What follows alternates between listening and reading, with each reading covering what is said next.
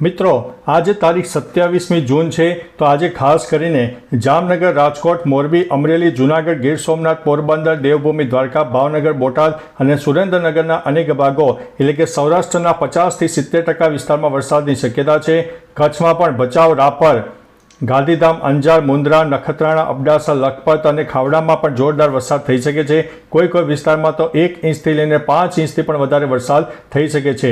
બનાસકાંઠા અને સાબરકાંઠાના રાજસ્થાન બોર્ડર વિસ્તારો, મહીસાગર, દાહોદ, પંચમહાલ, છોટાઉદેપુરના પૂર્વ તરફના વિસ્તારો ઉપરાંત આણંદ, વડોદરા, ખેડા, ભરૂચ, નર્મદા, અમદાવાદ અને ગાંધીનગરમાં પણ છૂટોછવાયો વરસાદ થઈ શકે છે। સુરત, તાપી, ડાંગ, નવસારી અને વલસાડમાં પણ છૂટોછવાયો વરસાદ થઈ શકે છે। દક્ષિણ ગુજરાતમાં જો લોકલ ડેવલપમેન્ટ વધારે સર્જાય તો 1 ઇંચથી લઈને 2 ઇંચની આસપાસ પણ વરસાદ થઈ શકે છે। પાટણ અને મહેસાણામાં ઉપરાંત સુરેન્દ્રનગરના પણ ઉત્તરી પટ્ટામાં હળવા મધ્યમ વરસાદની શક્યતા છે।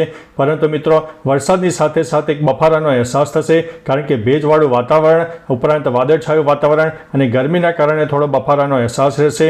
મિત્રો ટૂંકું ને ટચ જણાવીએ તો આજે સૌરાષ્ટ્ર અને કચ્છના અનેક વિસ્તારમાં ભારેથી અતિ ભારે વરસાદ થઈ શકે છે। ભયંકર થંડરસ્ટોર્મ એક્ટિવિટી થાય, વીજળી પડવાના પણ ચાન્સીસ છે। એટલે મિત્રો આપણે અગાઉ માહિતી આપી હતી કે વીજળીથી બચવા માટેની દામિની નામની એપ્લિકેશન ગૂગલ પ્લે સ્ટોર ઉપરથી ડાઉનલોડ કરી લેજો, જેથી તમને વીજળી પડવાની 21 મિનિટ પહેલાં તમને એલર્ટ આપી દે। એટલે મિત્રો થોડા સાવચેત રહેજો, એલર્ટ રહેજો, કારણ કે આગામી 2-3 દિવસ હજુ પણ વરસાદની શક્યતા ગુજરાતમાં રહેલી છે। એકંદરે ગુજરાતમાં સાર્વત્રિક વરસાદનો માહોલ સર્જાશે। ઘણા વિસ્તારોને બાદ કરતા ગુજરાતના અંદાજિત 50થી લઈને 60% વિસ્તારોમાં એક વરસાદી વાતાવરણ અને જોરદાર વરસાદ થાય તેવી શક્યતા છે। આજની વિડીયોમાં વાત કરીશું આજે તારીખ 27 જૂનથી લઈને 30 જૂન સુધી ગુજરાતમાં મેઘરાજા કેવી ધબધબાટી બોલાવશે, ગુજરાતમાં પવનનું પ્રમાણ કેટલું રહેશે, વરસાદનું પ્રમાણ કેટલું રહેશે, ગરમીનો પારો કેટલો પહોંચશે, બફારાનો અહેસાસ કેટલો થશે અને ભેજનું પ્રમાણ કેટલું રહેશે, તમામ પ્રકારની માહિતી આપી દઈશું। સર્વપ્રથમ જણાવીએ તો સિસ્ટમની અત્યારે સૌરાષ્ટ્રના પશ્ચિમ તરફના વિસ્તારમાં એક સાયક્લોનિક સિસ્ટમ સક્રિય થયું છે, જેના ભાગરૂપે થઈને ગુજરાતના અનેક ભાગોમાં વરસાદની શક્યતા રહેલી છે।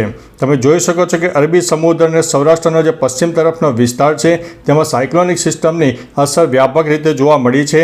આજ રોજ કચ્છ અને સૌરાષ્ટ્રના મોટાભાગના વિસ્તારો અંદાજિત 50થી લઈને 70% વિસ્તારમાં વરસાદ થાય તેવી શક્યતા છે। એટલે મિત્રો એકંદરે ગુજરાતમાં પણ સાર્વત્રિક વરસાદનો માહોલ સર્જાઈ જશે। આપણે કોઈ પર્ટિક્યુલર જિલ્લાની માહિતી આપતા નથી, પરંતુ એક આંશિક તમને જણાવી દઈએ કે કચ્છ અને સૌરાષ્ટ્રને આજે 1 નંબર ઉપર ગણીને ચાલીએ છીએ, જેમાં 1 ઇંચથી લઈને 5 ઇંચથી પણ વધારે વરસાદ થઈ શકે છે। અને બપોર બાદ એટલે અંદાજિત સાંજે 4 વાગ્યા બાદ એક તોફાની વરસાદ જોવા મળશે, ભયંકર થંડરસ્ટોર્મ એક્ટિવિટી થશે અને વીજળીના કડાકા ભડાકા સાથે અનેક જગ્યાએ ધુઆધાર વરસાદ થઈ શકે છે। નદીઓમાં પણ ઘોડાપૂર આવે તેવી શક્યતા હાલ દેખાઈ રહી છે। ત્યારે મિત્રો બીજી તરફ હવે એક રેઇન બેઝ ફોર્મેશનના માધ્યમથી પણ તમને સમજાવવાનો પ્રયત્ન કરીશું કે આવનારા દિવસોમાં વરસાદની કેટલી શક્યતા રહેલી છે। હવે મિત્રો એક તારીખ પ્રમાણે જણાવીએ તો આજે 27 તારીખે તમે જોઈ શકો છો કે અનેક ભાગોમાં એક તોફાની વરસાદ પણ આપણને જોવા મળી શકે છે। ત્યારે મિત્રો બીજી તરફ અત્યારે જ્યારે સાયક્લોનિક સિસ્ટમ સક્રિય થઈ છે, જેના ભાગરૂપે થઈને આગામી 2 થી 3 દિવસ હજુ પણ ગુજરાતને વરસાદ જોરદાર જોવા મળશે અને આ વખતે મિત્રો કચ્છ અને સૌરાષ્ટ્રમાં ભયંકર વરસાદ થશે, જે આગામી 72 કલાકમાં જોવા મળશે। ઉત્તર ગુજરાત, મધ્ય ગુજરાત અને દક્ષિણ ગુજરાતમાં પણ હળવાથી મધ્યમ વરસાદી ઝાપટા પણ થવાની શક્યતા છે। કોઈ વિસ્તારમાં લોકલ ડેવલપમેન્ટ સર્જાઈ જાય તો જે તે વિસ્તારમાં ભારેથી અતિ ભારે વરસાદ પણ થઈ શકે છે। એકંદરે મિત્રો ગુજરાતમાં એક સાર્વત્રિક વરસાદનો માહોલ પણ સર્જાઈ જશે।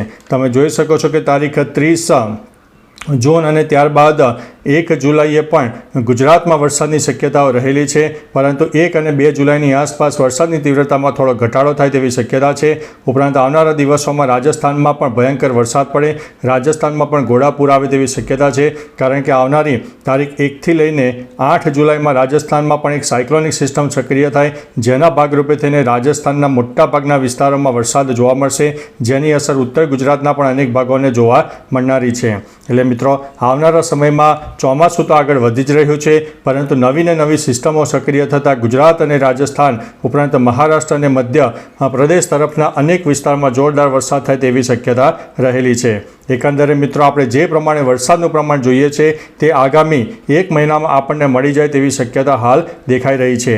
ઉપરાંત મિત્રો આવનારી તારીખ 4, 5 અને 6 જુલાઈની આસપાસ પણ એક વરસાદી માહોલ સર્જાશે, પરંતુ અત્યારે જે 2-3 દિવસમાં વરસાદી માહોલ છે તેવો માહોલ આપણને થોડો ઓછો જોવા મળશે. એકંદરે મિત્રો નવી ને નવી સિસ્ટમ આપણને આનંદદાયક છે કે નવી ને નવી સિસ્ટમ આવવાની છે જે સારામાં સારો વરસાદ પણ લાવવાની છે. તો ચાલો મિત્રો ફરીથી લેટેસ્ટ ઇન્ફોર્મેશન અને વરસાદની નવી આગાહી લઈને મળતા રહીશો. ત્યાં સુધી અમને રજા આપશો. નમસ્તે.